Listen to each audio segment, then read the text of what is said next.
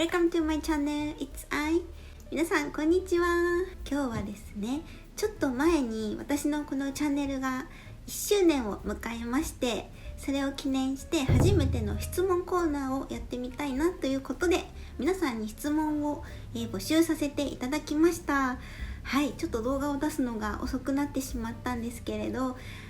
たくさんの質問ありがとうございました。なんで質問コーナーをやってみようと思ったかというと、一つは単純に一度やってみたかったっていうのがありまして、もう一つは私のチャンネルをね見てくださっている方って音楽の好み、あとは、国籍もバラバラだったりするので、いろいろな角度からの質問がもらえるんじゃないかなと思って、ちょっと楽しそうだなと思って募集をしてみました。で、中には私が予想していたような質問、こういう質問が来そうだなっていうものもあったんですけど、ちょっと考えさせられるような深い質問とかも中にはあって、ちょっと読んでいてすごく楽しかったです。そして1周年おめでとうっていうコメントを一緒にくれた方も大変多くて、ありがとうございました。これからもこのチャンネルはマイペースに続けていきますので、よろしくお願いします。はい、それでは早速質問に行きたいと思います。今日は音楽、アイドル全般の質問、そして、ベビーメタル関連の質問で、最後にハロープロジェクト関連の質問という風に順番に答えていきたいと思います。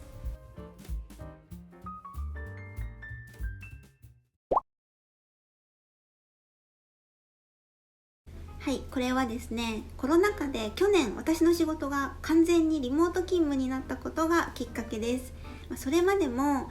いつか YouTube やってみたいなとか、やるとしたらアイドルが好きなのでこういうチャンネルにしたいっていうのはあったんですけど、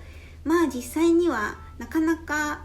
時間がなくて始めようっていう気にならなかったですが、去年ですね、ある期間からしばらくの間ちょっと完全にリモートになった期間がありまして、もうステイホーム、もうずっと家にいてとっても暇な時間が増えたんですよ。で、その暇な時間を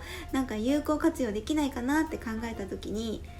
今ちょっと YouTube を始めるチャンスかもしれないと思って、それで始めてみました。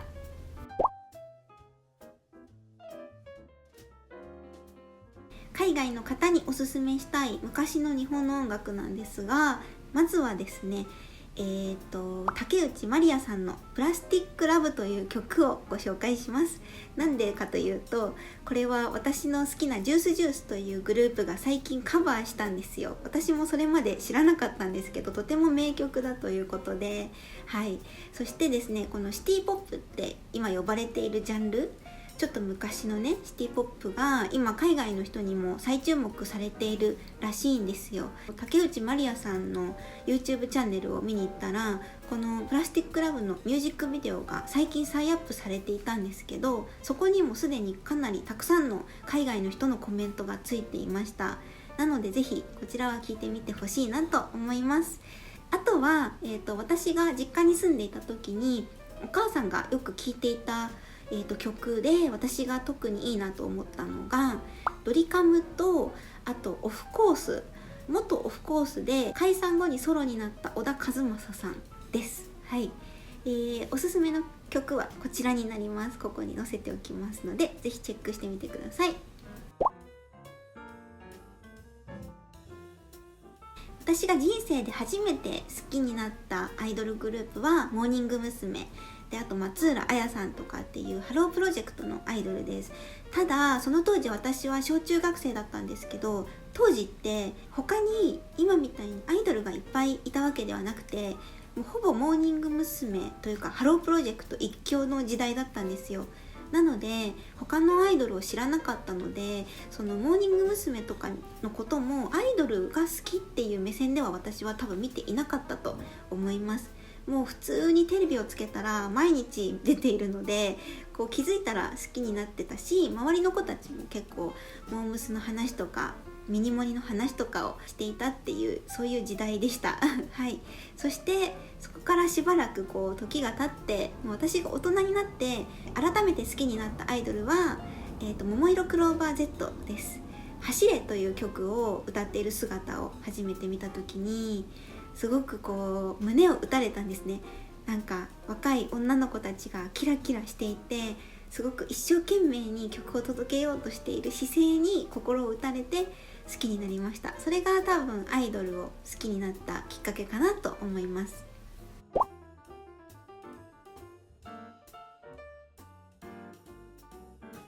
ごめんなさい、ビスはほとんど聞いたことがなくてあまりよく知りません。はい。ただ同じ、ワックのグループのビッシュっていうグループがあるんですけれども、そのグループは結構好きで、曲も好きな曲がいくつかあります。特にアイナ・ジ・エンドちゃんをはじめ、皆さん歌唱力がすごく高い。ビスもそうだと思うんですけれども、ただ木をてらっている感じではなくて、すごくユニークなアプローチをしながら、みんな歌唱力とか実力がすごく高いっていうところがすごく尊敬しています。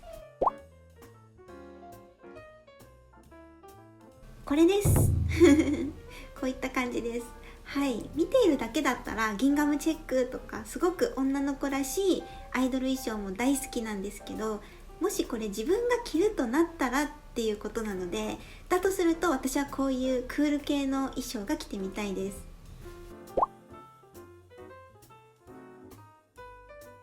日本人のアーティストだとちょっと古くなっちゃうんですけれども、豆腐ビーツさんの水星という曲のミュージックビデオが大好きです。これは曲自体もそうなんですけど、このミュージックビデオの世界観とか空気感がすごくいいんですよ。ぜひ見てみてください。あとは洋楽だとですね、これは王道中の王道というか、多分私より年齢が高い人は1回は見たことあるんじゃないかなと思うんですけれども、ジャミロクワイのバーチャルインサニティという曲のミュージックビデオです。壁が動く有名なねミュージックビデオなんですけれども、これはそうですね、いろいろなアーティストだとか今でもアイドルの子とかが結構オマージュで取り入れたりとか真似したりとかしてるんですけれど、この当時にこの手法というかこういうミュージックビデオを撮ろうって思ったところがすごいなと思いますし、今見てもすごくいいミュージックビデオだなと思います。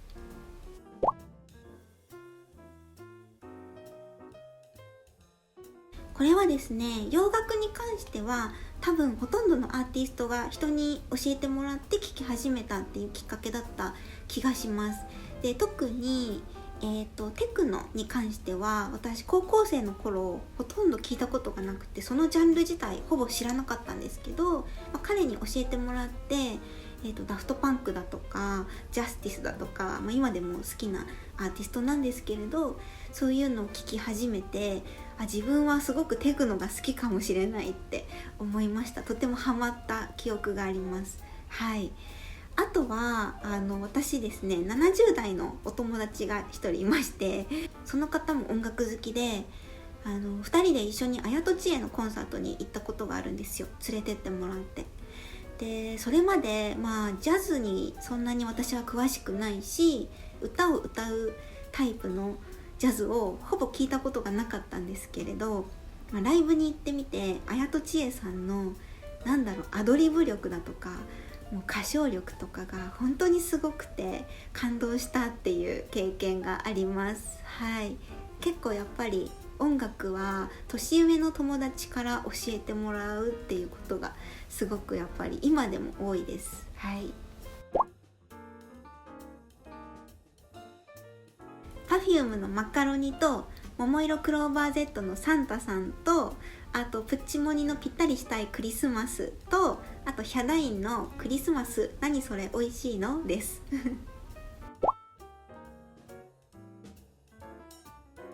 これは海外のビューアーの方からいただいた質問なんですけど、そうですね、アイドルのライブに行ったことがあんまりない人に言うとしたら、やっぱりコールですね。アイドルのライブというともうみんなコールがすごい、今ちょっと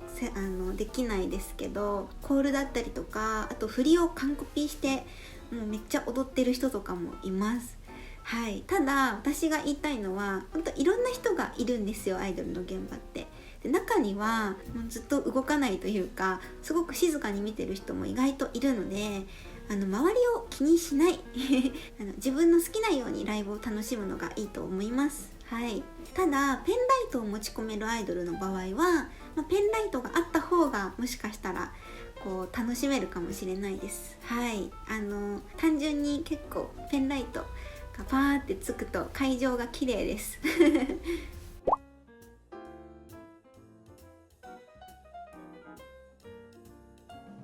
はい、この方はこういい悪いではないけど多少ミステリアスが私は好きですって言ってて、それはすごくわかります。そうですよね。ちょっとミステリアスな部分は残しておいてほしいけど、基本的には SNS をたくさん上げてくれるのは私は嬉しいです。ただあまりにもプライベートがこう見えすぎてしまうものはやめてほしい。難しいですねやっぱりバランスが大事かなと思います。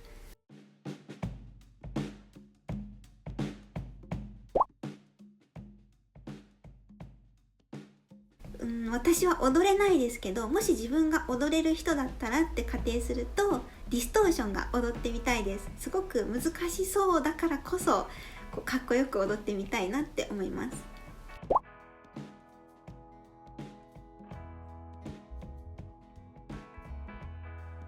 この質問くれた方と同じになっちゃうんですけど、シンコペーションがいいです。私も理由はシンコペーションが大好きだからです。はい。で、楽器はそうですね、結構私リズム隊に興味があったりもするので、もし自分が弾けるとしたらドラムかなと思います。実際はね、とっても難しい楽器だと思うんですけれど、弾けたらっていうことでドラムです。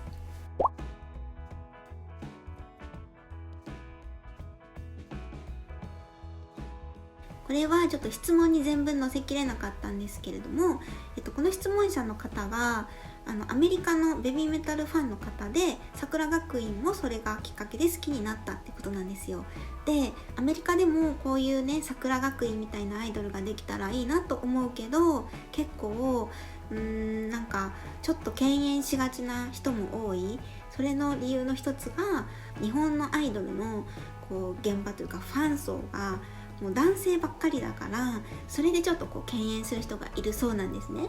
で、実際はどうなんだろうっていうことで質問いただいたんですけど、まずファン層の話で言うと、結構本当にバラバラで、特に最近はアイドル自体がすごく多様化して、いろんなアイドルが出てるじゃないですか。それに伴ってファンのバリエーションもなんか昔と比べて広くなってる気が私は見ててするんですよね。だから全然女性ファンの方が多くついているアイドルグループもありますし、そうですね、あとはやっぱり K-POP の影響は大きくって、 K-POP の要素を結構入れている日本のアイドルもいるじゃないですか。そうなってくるとやっぱり K-POP は若い子の人気がすごく高いんですよ。だから若者のファンがつきやすいとかっていうのもあります。はい、もうまちまちっていうことですね。私実際最近2つアイドルのライブに行って、どっちもハロプロだったんですけれど、全然客層違いました片や女性ファンの方が多くて、片や結構5、60代の男性が目立ってっていう、いろいろ理由はあるけど、結構やっぱり楽曲の方向性とかが一番大きいかなと思います。あとはダンスとか、衣装の方向性とかも結構関わってくるかなっていう感じですね。はい、それで言うと桜学院はやっぱりこの、質問者の方の印象通り、どちらかというと女性ファンよりも男性のファンが多いグループだと思うんですよね。これは私の印象なんですけど、私の印象だと桜学院ってすごく日本らしいアイドルグループだと思っていて、どういうところがかというと、まずメンバーがすごく若い小中学生で、制服を着ていて、すごくこう幼いというか若いじゃないですか。ダンスとか歌とかの実力はとっても高いんですけれども、何にせよ若いので、完成された子っていうよりはちょっとこう成長を楽しむ、ファンがその子たちの成長を楽しめるようなグループだと思うんですよね。そこが私は結構日本独特というか、あんまり他の国のアイドルグループでは見受けられない部分だなと思ってます。じゃあ海外のファンが少ないかと言われたら、桜学院の海外のファンの人たちってすごく多いですよね。でもそれは多分桜学院みたいなこう特性を日本のアイドルのユニークさ、いい意味でのユニークさとしてこう受け入れてくれているファンが多いんだと思うんですよ。ただアメリカの人たちのみんながみんなそうではないので、そうじゃない方、日本のアイドルの文化っていうものにあんまり触れてない方からすると、なんかおじさんのファンとか男性のファンがすごく若い女の子たちを応援してるその構図っていうのがなんか最初ちょっと受け入れにくいっていう人も中にはいるのかなって思います。はい、日本では結構正統派な方だと思うんですけど、なんか海外ではやっぱり結構ユニークな感じなんだろうなって思います。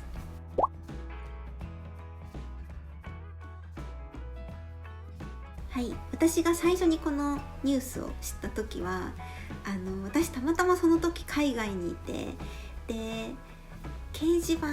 なんかハロプロファンの人が書き込む掲示板みたいなサイトで知ったんですよ。はい、でその時は私まだゆいちゃんロスからあんまり立ち直ってなかったので、あんまりちゃんと見てなかったんですよ。ちょっと離れてたんですよね、ベビーメタルから。だから知った時はもうすごくびっくり、とにかくびっくりしたのと、正直嬉しさ半分複雑さ半分みたいな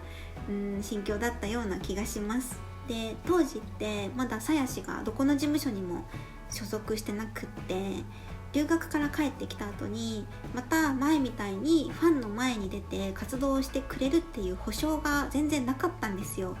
だからこう鞘師がそうやって活動をしてくれるっていうことが分かって結構喜んでいたハロプロファンの人は当時多かった気がしますけど、その一方でやっぱりこれは双方のファンからですけど、ちょっと否定的というか、こうあまりにも突然で受け入れにくいっていうファンの人が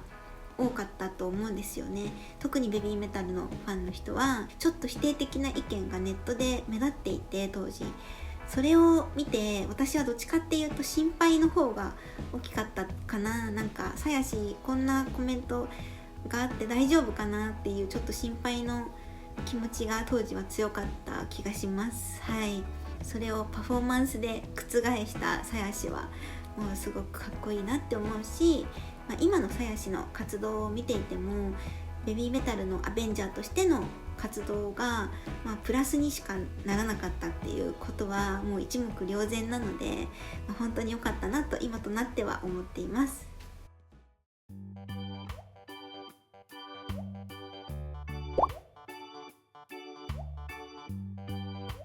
松浦彩ちゃん、高橋愛ちゃん、キュート和田彩香ちゃん、宮本かりんちゃんです。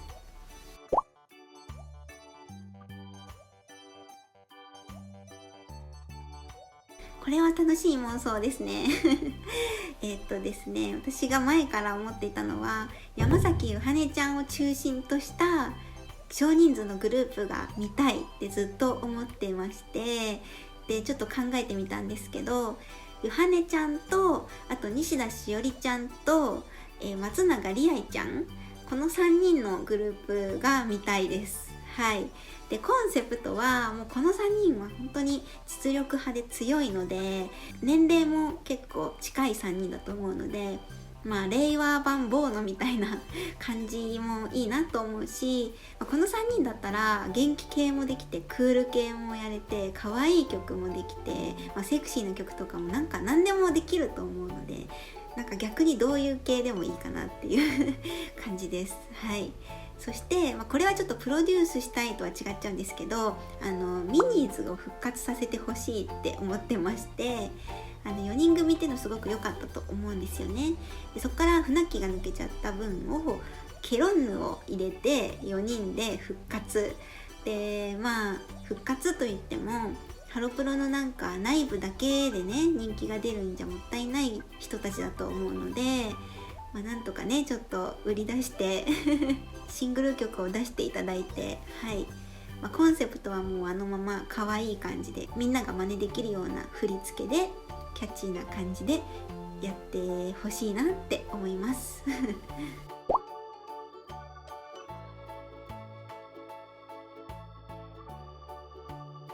はい、でこの方は知られてほしいけどなんか一般にあんまり知られすぎるとなんかっていう複雑な心境って言ってたんですが、すごくわかります、その気持ちは。わかりますけど、でも私はもっとプロモーションかけて、地上波とかにももっと出てほしい、音楽番組にももっと出てほしいって思ってます。はい。なんかモーニング娘。一強だった黄金期の頃と比べると、今は他の大手グループ、他の大手の事務所からたくさんメジャーアイドルが出ているので、多分いくら売り出したところできっと前みたいな状況にはならないだろうなって思うし、ならなくていいと思うんですよ。で、ライブアイドルっていうポジション、ライブで見せるっていう部分は変わらないでほしいなっていうふうにも思いますし、ただなんかあまりにも知られてなさすぎて、一般にそれがすごくやっぱり悔しいですね。モーニング娘。以外のグループに関しては一つも名前を知らないっていう人も結構いるんで、その状況は本当に抜け出してほしい。そのためにもいっぱいプロモーションをかけて出てほしい。あとはやっぱりメンバーがすごく嬉しそうじゃないですか。例えば地上波に出た時とかに神子とかもヒルナンデスの最終日に号泣したりしてるところを見ると、もっと有名にさせてあげたいって勝手に思っちゃいます。はい。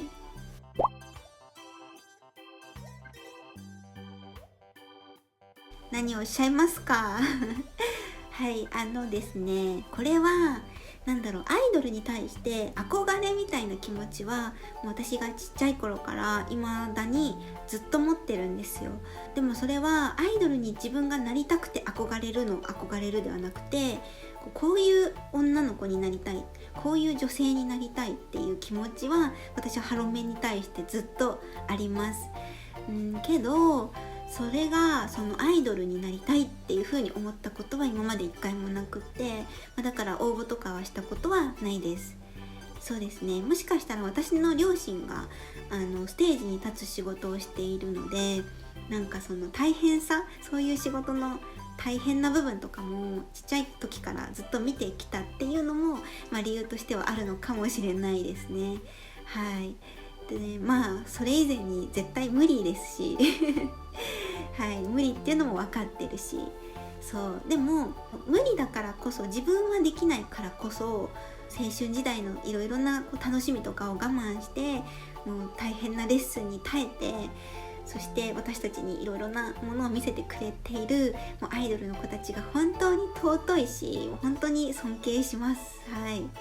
はい、ということでたくさん質問ありがとうございました。はい、冒頭で話した通りですね、結構いろんな角度からの質問があってすごく答えるのが楽しかったです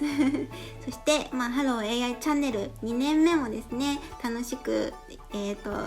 い動画をたくさん作っていければと思いますので、ちょっとマイペースな更新にはなってしまうと思うんですけれども、今後ともハロー AI チャンネルをよろしくお願いします。それではまた次の動画でお会いしましょう。バイバイ。See you.